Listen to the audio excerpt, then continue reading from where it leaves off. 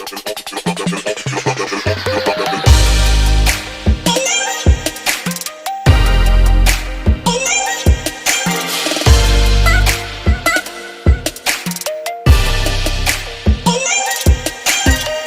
दोस्तों, आपका स्वागत है फिर से एक बार डीके क्लासेस और एनालिसिस में। तो चलिए आज हम लोग जो है प्रमुख बोलियों का संक्षिप्त परिचय जानते हैं। तो अवधी बोली के बारे में हम लोग जानते हैं कि क्या है।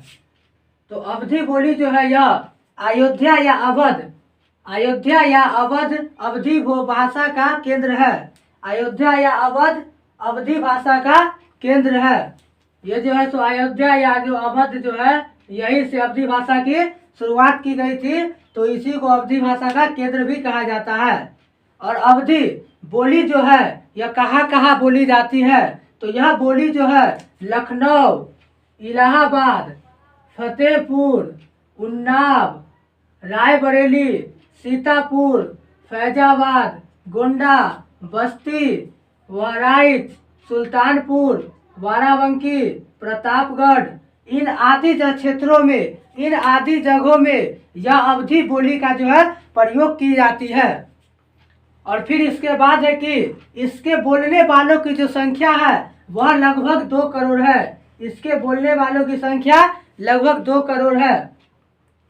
और अवधी बोली का जो है साहित्य में जो विस्तार हुआ, साहित्य में जो विकास हुआ, वह साहित्य में किस प्रकार हुआ वो जानेंगे अब हम लोग। तो सूफी काव्य और राम भक्ति काव्य, अवधी में प्रबंध काव्य, यह परंपरा विशेष रूप से विकसित हुआ। अवधी बोली का जो है यह विकास साहित्य में जो हुआ, यह सूफी काव्य और राम भक्ति काव्य और अवधी में प्रबंध काव्य की परंपरा से विशेष रूप से विकसित हुआ। तो अब इससे पहले हम लोग जानते हैं कि सूफी काव्य क्या होता है। तो सूफी काव्य के अधिकांश कवि जो है मुसलमान होते हैं। और इन सूफी काव्यों में हिंदुओं के घरों में जाकर सूफी काव्य अपना मत को प्रचार प्रसार के लिए हिंदू के घरों में जाकर के उनके कहानी और उनके प्रेम कहानियों को वह अपना काव्य बनाकर उनको साहित्य के रूप में विस्तार करते हैं। और इन सूफी काव्यों में सूफी काव्यों के प्रथम हिंदी कवि जो है सो मुल्ला दाऊद को माना जाता है। और आचार्य शुक्ल के अनुसार जो है सूफी काव्य के प्रथम कवि कुतुबन को माना जाता है।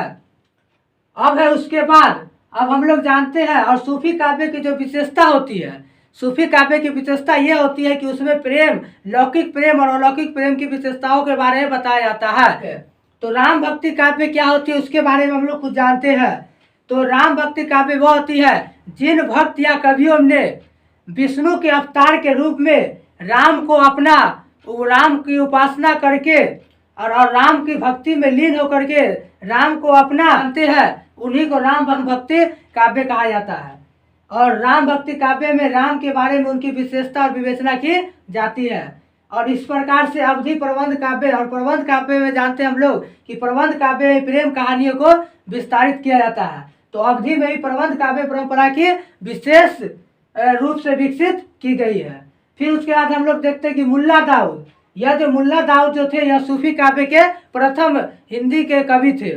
और मुल्ला दाऊद जो है तो चंदायान, जायसी जी जो है तो पद्मावत, उस्मान जो चित्रावली आदि इसके सूफी रचनाकार हैं। इन सभी जो कवि है यह सूफी रचनाकार है। इन सभी मुसलमान कवि और यह सूफी रचनाकार है। और लेकिन एक चीज यह बात थी कि सूफी काव्य के साथ साथ में मुसलमान कवि थे, लेकिन इनमें किसी भी प्रकार की धार्मिक कट्टरता का अभाव था।